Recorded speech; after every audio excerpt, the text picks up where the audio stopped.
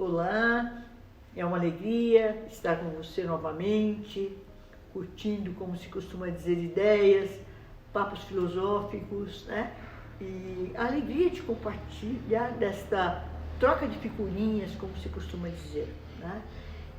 Eu gosto muito dessa questão da compartilha porque a filosofia ela é dialética, né? Ela justamente surge do diálogo, a importância do diálogo, da troca, né? Comumente se fala de tese, antítese e síntese, né? Esse é um processo dialético que remonta a Heráclito 6 séculos antes de Cristo, né? E depois vieram outros, como na época de Kardec já tivemos Hegel também, cuja filosofia é de uma importância inestimável, mas essa troca é muito salutar, né?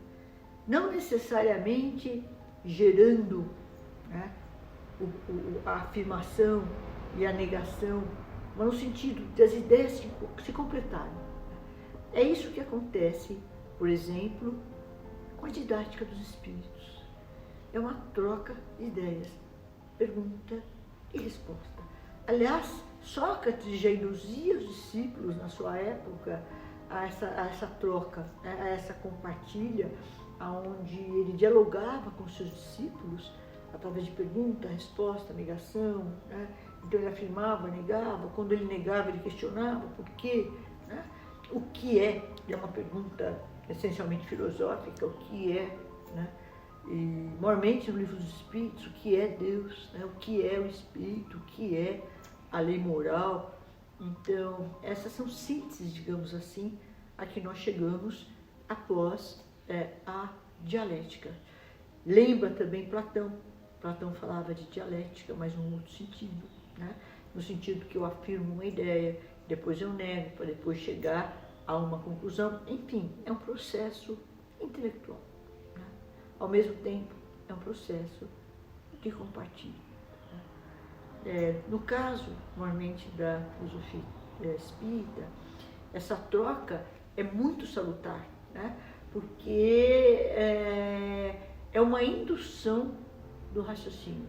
Kardec, através de perguntas habilmente preparadas, induzia o raciocínio dos espíritos para se chegar numa conclusão e, portanto, numa síntese. Então, o Livro dos Espíritos é um processo, né? Eu diria que ele envolve até uma questão metodológica, na medida em que são, assim, pensados, né? Explorados princípios racionais, ou seja, todo um arcabouço filosófico, teórico, que vai independer, depois de um certo momento, vai independer do método experimental. Então, não que nós estejamos assim negando o método experimental, porque é da alçada da ciência, né? A doutrina é ciência também, mas é muito importante nós estabelecermos uma distinção entre o método científico e o método filosófico. O método experimental, nós sabemos, envolve os fatos, né? Ele é essencialmente indutivo, né? Porque induz a conclusões gerais a partir da fenomenologia mediúnica, mormente mediúnica, né? Mas são realidades, digamos assim, concebidas sensivelmente, ou seja, pelos sentidos, né? Nós vemos, ouvimos, tocamos, assim por diante, e na fenomenologia mediúnica não podia ser diferente. Esse é um método que, de certa forma, corrobora a ciência, e Kardec atendeu plenamente às exigências da época, mormente no que tange à exigência positivista, né? O positivismo afirma a necessidade de se conhecer através da observação. Só que o positivismo, ele impõe o limite, ou seja, o que não é de natureza observável não é considerado científico, ou seja, não é válido. Por isso que ele descarta certas teorias, como, por exemplo, a própria metafísica, a religião, né? E, de certa forma, né, a ética Então, são ideias um pouco redutoras, né? Porque elas reduzem a realidade ao plano sensível. Isso na época de Kardec. E Kardec soube cumprir com essa exigência empregando o método experimental na fenomenologia mediúnica. Só que nós não podemos dizer que Kardec seja, ou que a doutrina seja positivista. O positivismo aqui é um ponto de partida e não de chegada. Né? Existem várias conclusões a partir de um método ideal. No caso da filosofia, um método racional. Né? Nós nos valemos de princípios racionais a priori, também a posteriori, que foi o caso de Kardec no método experimental. Mas o método a priori é um método em que se induz o raciocínio para chegar a uma conclusão válida pelo valor das premissas e da própria argumentação. Então, são dois métodos distintos. Nós não podemos confundir um com o outro. Conforme eu dizia, o Espiritismo tem uma fase positivista. Uma fase, e não que ele seja positivista, muito pelo contrário. Ele exalta a ética, a metafísica, a religiosidade e assim por diante. Então, essa questão da metodologia é muito importante, né? Porque nós estamos salvando, até perante o mundo acadêmico, a autoridade, né, da doutrina espírita. Não que ela precisasse disso, mas vai chegar um momento que tudo deve ser aceito mais plenamente, porque existem concepções filosóficas claras, didáticas, conclusivas, raciocínios lógicos que não podem ser negados. À época de Kardec havia um ceticismo extremado, como ainda hoje isso acontece. Então, o que se queria? Queria-se que se reduzisse os fenômenos do Espiritismo à questão, às leis, que se encaixassem nas leis da natureza. Né? Claro, através da observação, que se encaixasse nas leis da natureza. Mas aqui surge um problema, porque a fenomenologia mediúnica não está sujeita tão somente ao método indutivo. Por quê? O método indutivo parte do singular, do particular, para concepções gerais. E essas concepções gerais, por mais que sejam de natureza inteligente, envolve aí questões subjetivas. Então, nós não podemos dizer, olha, o método de Kardec é essencialmente indutivo, porque é uma indução diferente. Né? É uma indução que vai chegar na inteligência, e a inteligência, portanto, não é mais da alçada da ciência, é da alçada da filosofia. Então, Kardec diria, os fenômenos revelam um ato voluntário, uma intenção, né? E, portanto, denotam inteligência. Logo, todos os fenômenos têm uma causa inteligente.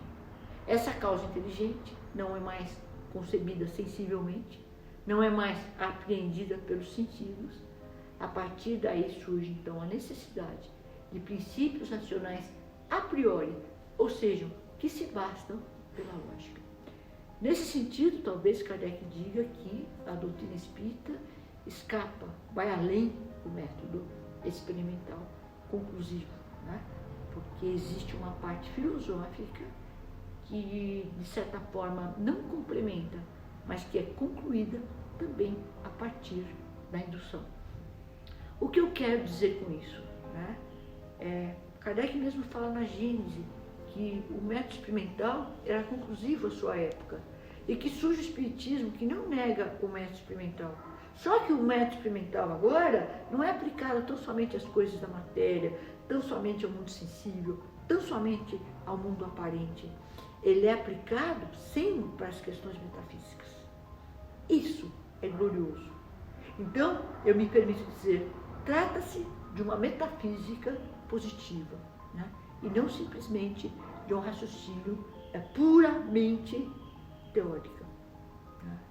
Existe uma razão que até Kant exaltava, a importância da razão pura, da razão teórica, para se chegar à verdade. Só que ele coloca que a razão pura tem as suas limitações, né? Mormente no que tange a metafísica. Herculano Pires, inclusive, lamenta esse episódio, né? E afirma doutrinariamente que a metafísica é sim possível, né?